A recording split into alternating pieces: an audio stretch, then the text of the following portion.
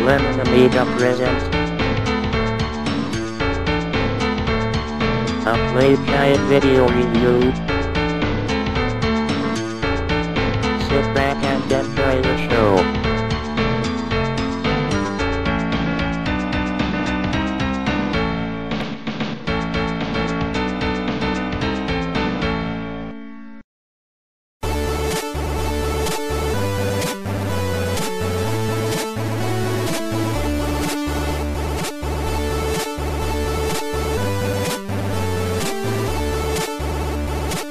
Hi there, welcome to another Lemon Amiga Playguide and review. This time we'll be checking out Super Bob Dylan, developed by Simon Gustafson and released in 1999.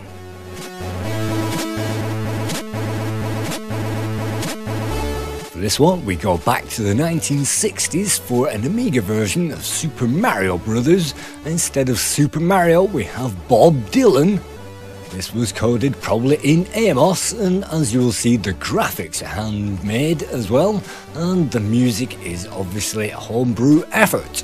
You can see with the titles it gives us some helpful information, including the email address, hopefully, of the guy who made it. Not sure if that is current or what, but you can see that that font is pretty difficult to read. And in this game we control Super Bob Dylan, and it's our job to get from one side of the level to the other. And just to presume that the Amiga could do homebrew games, this is a homebrew Super Mario. You can see press fire to start, and in this game we journey through history and extreme experience. We follow Bobby fighting baddies, collecting records and getting stoned. Pressing the fire button we can enter a level code, and unfortunately this game is broken so it's incompletable, but as a public domain freeware one disc effort I give it full thumbs up. Here we go with level 1, She's No Good. Let's press that fire button and let's check this game out.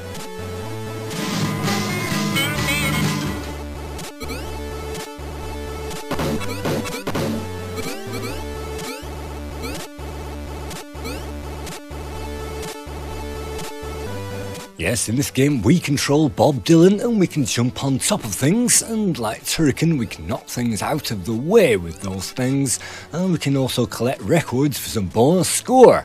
All we have to do is to reach the end of the level in time, and you can see we have just over 30 seconds to get there. And if we pick up the bonuses we can use Super Mario style effects. Jumping on the fly gives us a big bonus, and now we move on to the second level of this game. And yes, it also gives us a time bonus as well.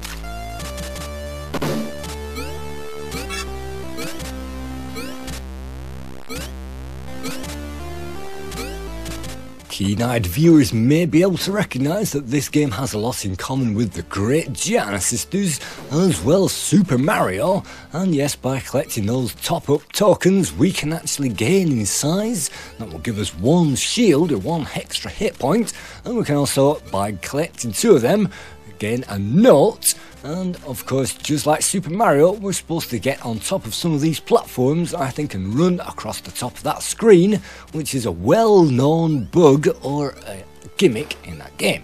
You can see the graphics are drawn reasonably well, and just to give us a head start on the next level, I'm going to collect that extra top up and give us an extra boost. And that's all we have to do on every single level, find your way to the exit in time. So let's move on to level 3 in my time of dying.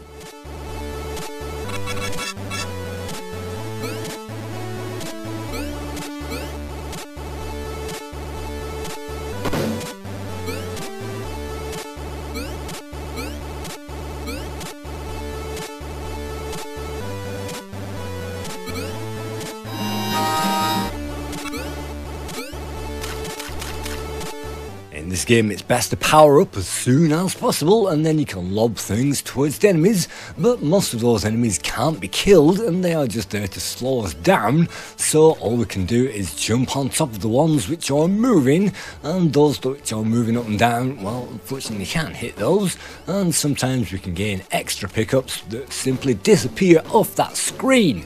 You have to be ready for them and you have to know where they appear.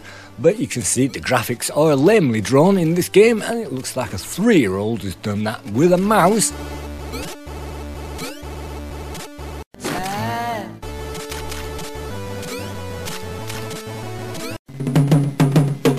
But it doesn't take away from the creative atmosphere that this game provides.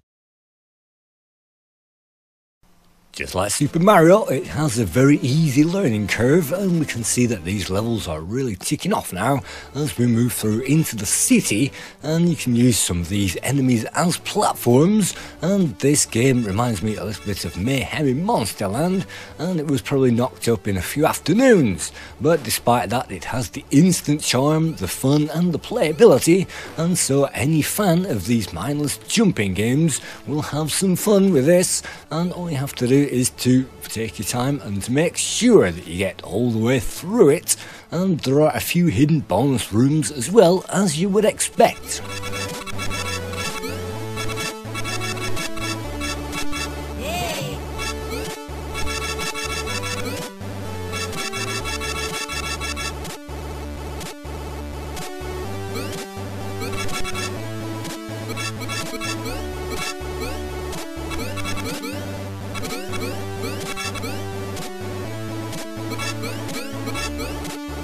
Even though it's tempting to collect every single last pickup, we'll eventually run out of time, and you can see that we have only a few seconds remaining to find the exit, and if we fall onto spikes at this stage or go out of our way to get those collectibles, then we'll probably die trying.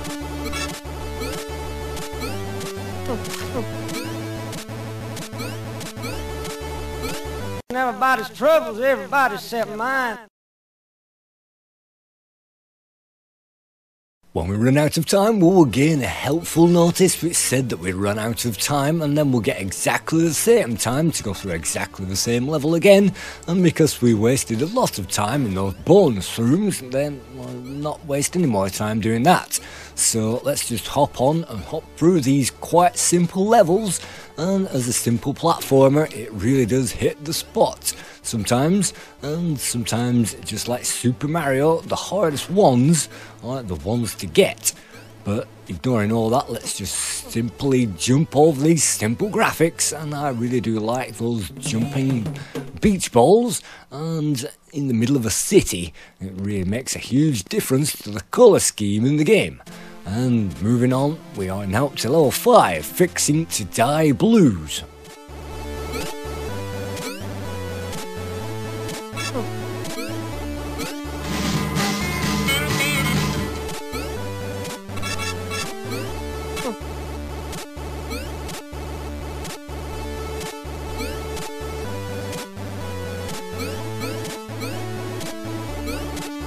In Super Bob Dylan, the jumping is predictable and it's easy to jump from one gap to another as you endlessly try to avoid things and stay alive, and we smoke our way all the way through the game, all the way towards the exit.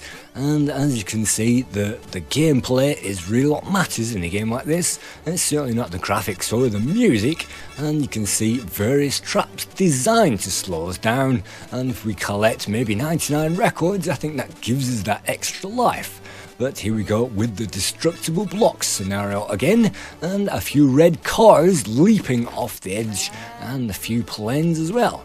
So the graphics aren't so bad in the game, and it's possible to have some fun.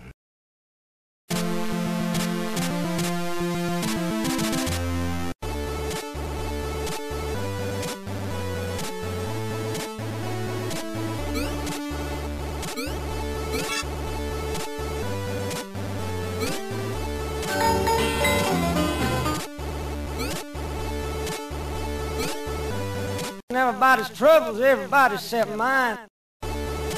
I love the fact that this has voice speech sampled sound effects, and that is always a great bonus in an Amiga game because, well, the consoles really struggled to do something like that, and that really makes us really proud on the Amiga to have speech samples.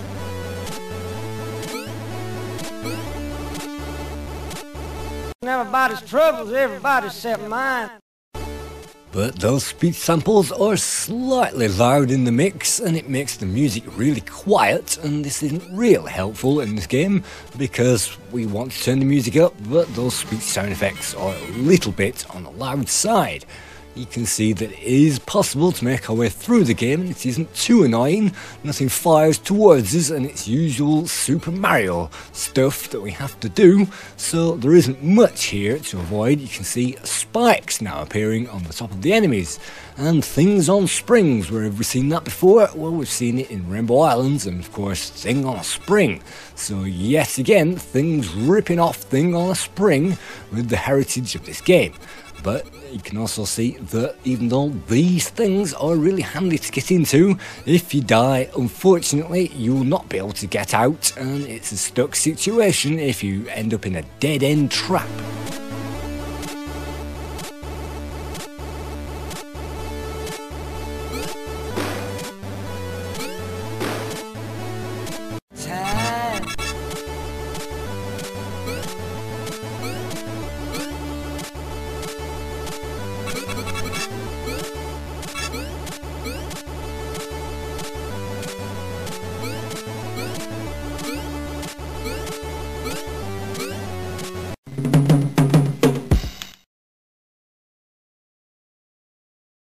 It's also a great feeling and a great sound effect when we make it to the end of that level, and the collectibles also have different sound effects as well, so it is a jolly good time playing this game, and it doesn't take itself at all seriously. Of course, it's a public domain game, and this is available on the Aminet to download for free. And the Aminet quality of games back in the day was really great, and this was released in 1999, so even though the Amiga traditionally had its lifetime, they were still creating games for it back then, and even just like many games today, the standard and the quality of public domain games is better than some commercial price software.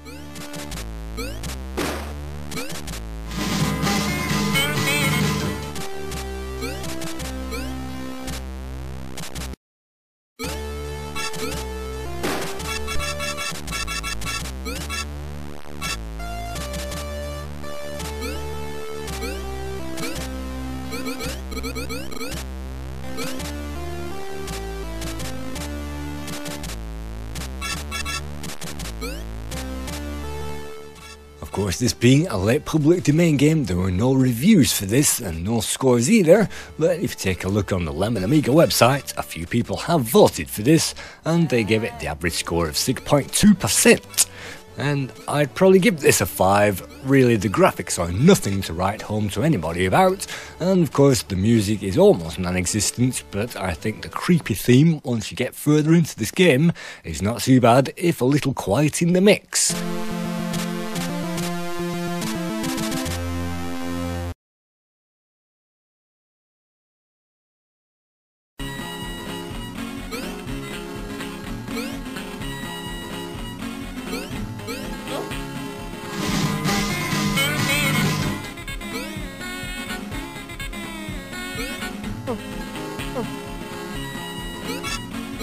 The gameplay, I'd give it a solid score because the gameplay is there in spades. If again the game was impossible to complete later on, and you can see the graphics do change and give us a surprise every now and again, and it throws in an extra enemy as well just to shake things up.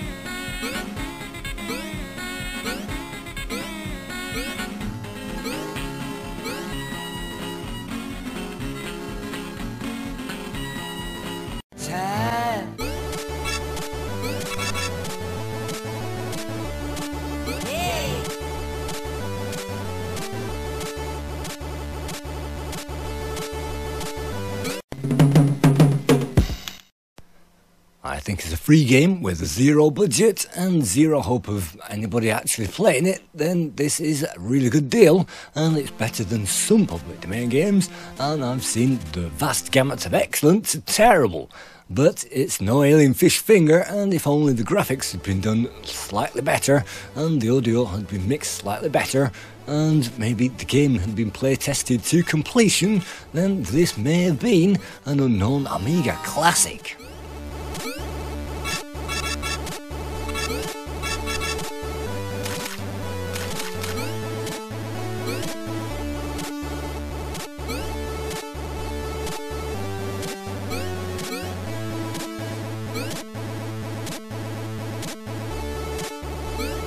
Everybody's troubles, everybody except mine.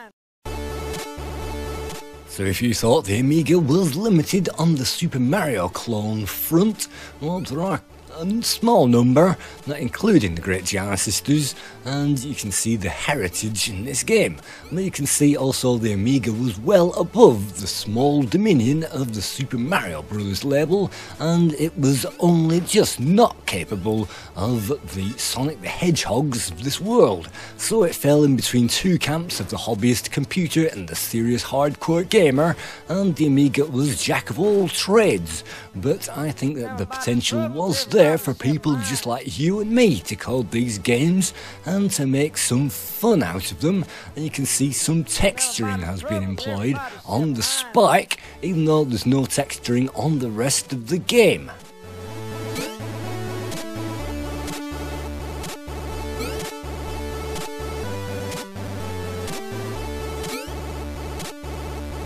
Everybody's troubles, everybody except mine.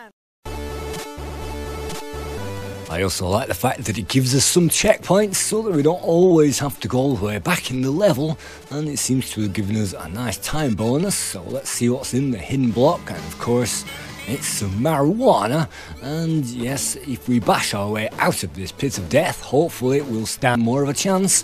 And it's those block bashing tactics which are actually quite impressive, and the disappearing blocks is a little bit annoying.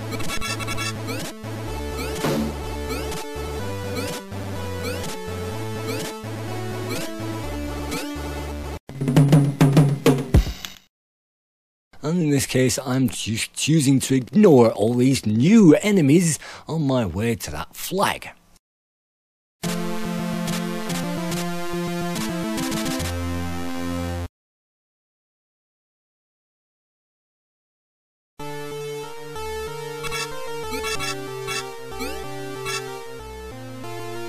But just in case you thought this game had taken a back seat, just like many games, it tends to get better as it goes on, and you can see the parallax scrolling background is semi-impressive in the Deluxe Paint kind of a way, and they really have tried to make this spiky pit of death more interesting with the types of enemies and the platforms going on, and with careful patience, yes, it is possible to get through it, and hopefully these fireballs and these aircraft don't pose too much of a problem.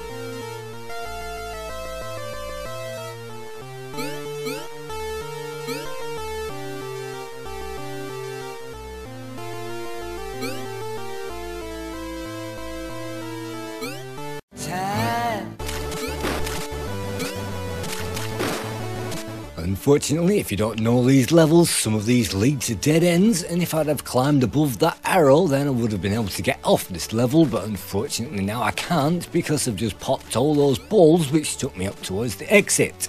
And so that's an unfortunate thing that you only learn the hard way in this game. So that's game over, and there is no high score table, so you'll just have to forget your score and play it again. So thank you once again for checking out another Super Mario beater on the Amiga, created for free, and I hope to see you again in another Super Playguide at some point sometime soon. Thank you.